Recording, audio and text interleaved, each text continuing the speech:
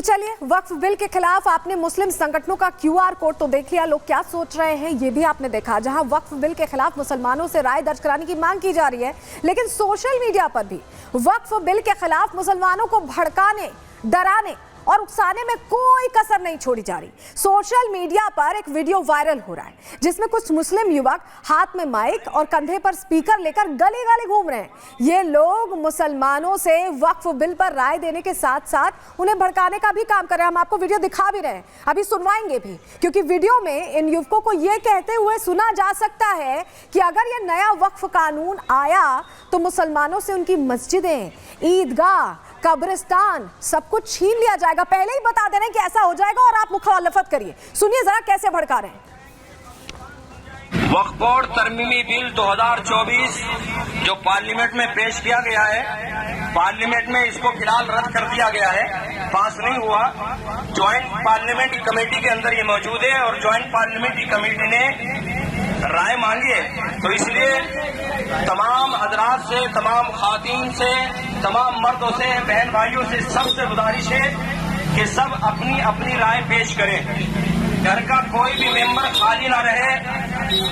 बच्चे के पास मोबाइल है, अपने फोन के जरिए से इस बिल के खिलाफ राय पेश करें। तो ये तो अपने देश में हो रहा है, लेकिन विदेशों से भी भगोड़े सिखा रहे हैं कि कैसे रहना है भारत में। सबसे हैरानी की बात ये, मलेशिया से बैठ के डायरेक्ट किया जा रहा है, जो खुद जांच का सामना करने यहाँ तो नहीं रहते, मुसलमानों की हित की बात करने तो नहीं रहते, लेकिन भड़काने जरूर आ जाते हैं। क्या कह रहे हैं जाकिर नाइक, जो जिहादी मानसिकता के साथ अलग अलग बातें, नफरती बोलते रहते हैं। सुनिए आप, वक्फ बिल पर जाकिर नाइक का फिर से भड़काऊ बयान आ गया। मलेशिया में बैठकर उन्होंने कहा कि सभी मुसलमानों से वक्फ बिल रोकने की अपील है, मुसलमानों को वक्फ संपत्ति बचानी चाहिए। जाकिर नाइक इतना बड़ा ज्ञान दे रहे हैं। सरकार के इस वक्फ बिल को रोकना चाहिए और इसको लेकर मुसलमानों को आगे आना चाहिए।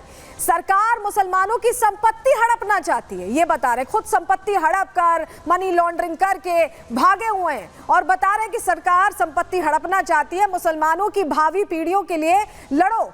जाकिर नाइक किस तरह से भड़का रहा है, देखिए, सुनिए। वक्फ संशोधन बिल के खिलाफ एकजुट हो, उकसाने की कोशिश, लोगों को यह बताना कि आपकी संपत्ति छिन जाएगी, मस्जिदें छिन जाएंगी, कब्रिस्तान छिन जाएंगे। ऐसा लग रहा है कि जाकिर नाइक को ही सब पता है कि भारत में क्या हो रहा है। वक्फ बोर्ड की संपत्तियों की हिफाजत करो, ये कह रहे हैं जाकिर नाइक।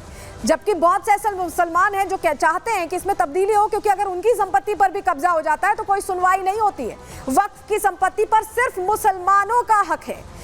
मौजूदा सरकार पहले की तरह ताकतवर नहीं है, ये कहना है जाकिर नाइक का। कम से कम 50 लाख मुसलमान साथ आए। जाकिर भड़काने की कोशिश कर रहा है, ये बरगलाने की कोशिश है, एक तरह से ब्रेन गेम खेलने की कोशिश है जाकिर की तरफ से। वक्फ बिल के खिलाफ स्कैन अभियान से जुड़े, जो हमने आपको स्कैन क्यूआर कोड दिखाया था, उस अभियान को गलत तरीके से यहाँ प्रेजेंट करने की कोशिश जाकिर नाइक की है, क्योंकि बाकायदा सरकार ने, जो जेपीसी की कमेटी बनी थी, उसमें यह अपील की थी, इश्तिहार छपवाया था कि आप अपनी राय दें, आप अपनी मंशा जाहिर करें, आपको क्या लगता है क्या बदलाव करना है। लेकिन ये आतंकी जो मलेशिया में बैठा है, भगोड़ा है, ये कह रहा है कि आप मुखालफत करिए।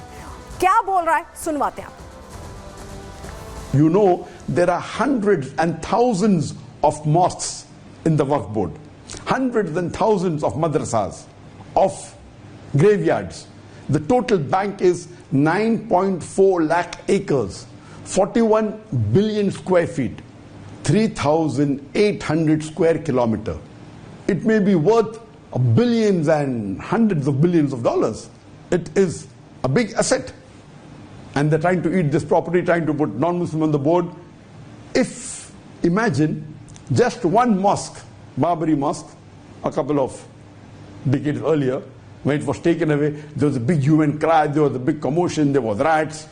If this bill is passed, there will be thousands of mosques that can easily be taken away from the Muslim Ummah. Thousands of graveyards can be taken away. Thousands of madrasas, thousands of property worth lakhs of acres of land can be taken away.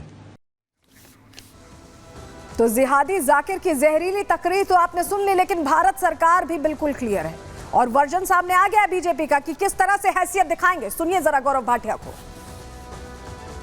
Zakir Naik से इतना ही कहना चाहूंगा, उनकी इतनी औकात और हैसियत नहीं है कि भारत के अंदरूनी मामले पर बोलें और वो दिन भी दूर नहीं है। भारत के खिलाफ जो षड्यंत्र करता है उसको गिरेबान से पकड़कर यहां लाया जाएगा और जेल की सलाखों के पीछे डाला जाएगा। इसके जैसे हल्के व्यक्ति को हम गंभीरता से नहीं लेंगे, इनको सजा मिलेगी, इतना जरूर कहूंगा। अब ऐसा कैसे हो सकता है कि मुसलमानों की बात हो और असदुद्दीन ओवैसी ना उस डिस्कशन में आए, वो ना भड़काएं, क्योंकि उनके लिए भी तो वोट बैंक का सवाल है ना।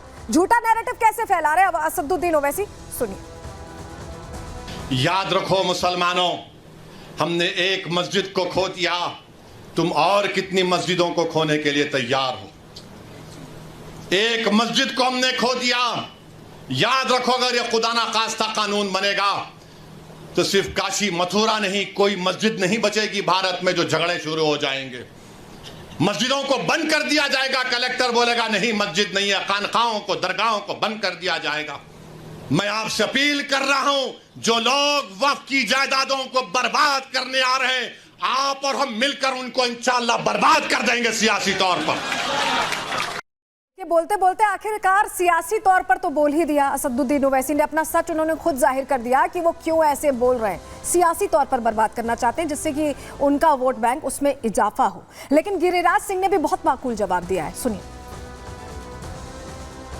वो भारत को टुकड़ों में बांटना चाहते हैं, हिंदू मुसलमान करते हैं। ये वक्फ बोर्ड, क्या उसमें महिलाओं का, मुस्लिम महिलाओं का प्रतिनिधित्व नहीं होना चाहिए? क्या सुन्नी मुसलमान या गरीब मुसलमानों का प्रतिनिधित्व नहीं होना चाहिए? क्या वक्फ बोर्ड कोई जमीन हड़पो आंदोलन है? मुसलमानों को भड़काने का काम ये जरूर कर सकते हैं। शर्म आनी चाहिए ओवैसी को। जिस भारत के अंदर बंटवारे के बाद 2500-3000 मस्जिद पूरे देश में था, आज 3 लाख से ऊपर मस्जिदें हैं, फिर भी गाली दे रहे हो देश को। जिस पत्तल में खाते हो उसी में छेद करने की कोशिश कर रहे हो। तो जो बातें कही जा रही हैं, जिन माया जालों में फंसाया जा रहा है मुसलमानों को, उन मुसलमानों के लिए ये सुनना बहुत जरूरी है, समझना बहुत जरूरी है। क्योंकि वक्फ बिल को लेकर किरण रिजिजू, जो अल्पसंख्यक मंत्री हैं, उन्होंने क्या कहा था, अब हम आपको ये बता रहे हैं। खामियों को दूर करने के लिए ये बिल लाया जा रहा है, ये उनकी तरफ से कहा गया था। उन्होंने कहा कि बिल से संविधान का उल्लंघन नहीं हो रहा है, कहीं कोई उल्लंघन नहीं हो रहा, ख्याल रखे लाया जा रहा है, बेहतरी के लिए लाया जा रहा है। ये बिल न्याय के लिए, इंसाफ के लिए लाया जा रहा है। उनकी तरफ से ये कहा गया, बिल के प्रावधान में किसी धर्म में दखल नहीं, दखल अंदाजी करने के लिए नहीं है, बेहतरी के लिए और न्याय के लिए। इस पर उनका जोर रहा। वक्फ बोर्ड पर कुछ लोगों ने कब्जा कर रखा है, उन्होंने अपनी मिल्कियत उसे बना लिया है।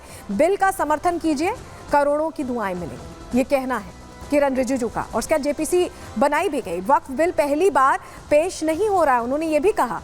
किरण रिजिजू ने जब सदन के अंदर बात रखी थी तो ये बड़ी बातें कही थी, जिन्हें हक नहीं मिला उन्हें हक दिया जाएगा, कहीं किसी का हक ना मारा जाए, इस पर फोकस है।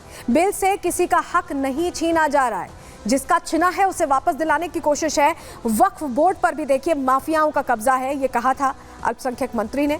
और इसीलिए ये न्याय के लिए, बदलाव के लिए, बेहतरी के लिए बिल लाया गया। बाकायदा इसको एक्सप्लेन किया गया था। क्या कहा था एक बार सुनवा भी देते हैं आपको। जो वक्फ बोर्ड के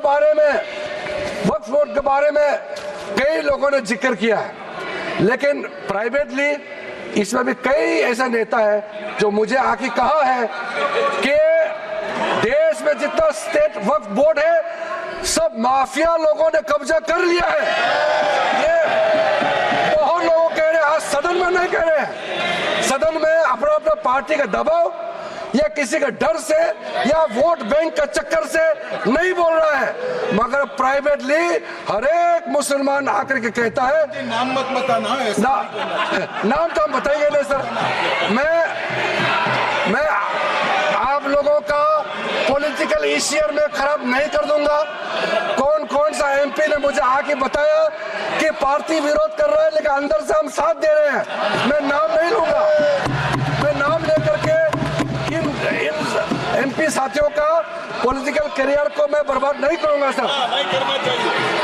सर कंसल्टेशन का जहां तक आता है सर, सबसे पहले